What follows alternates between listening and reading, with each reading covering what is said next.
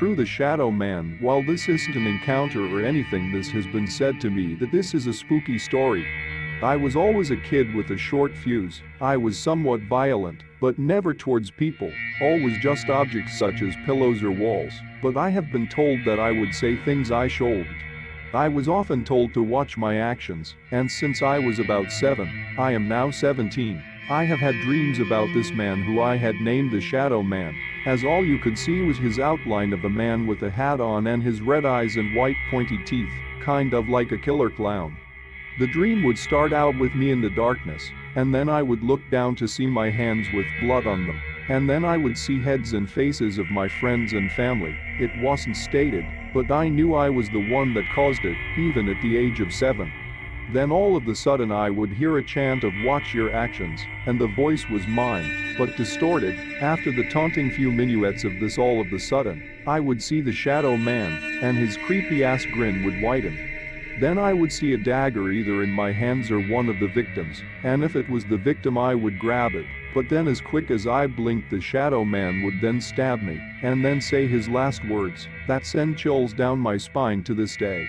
All actions have consequences, the last words I hear before dying, which resulted in me waking up, but it wasn't in a panic.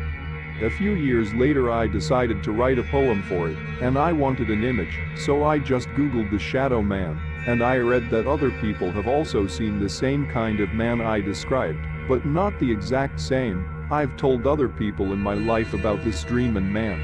A handful of them can tell a similar tale, either from their own experience or from someone else they know. Each time someone told me about their story, it just made me uncomfortable, not from the actual creepiness, but because the stories were not of my Shadow Man.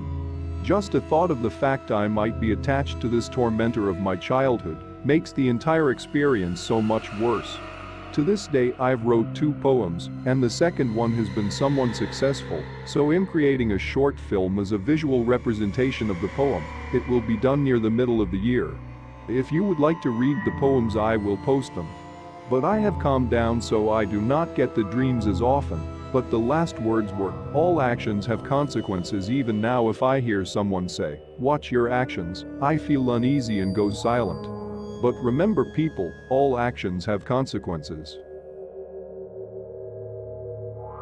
Thanks for watching. If you enjoyed the video, hit that like button to support my work. And as always, enjoy the fear, my dear.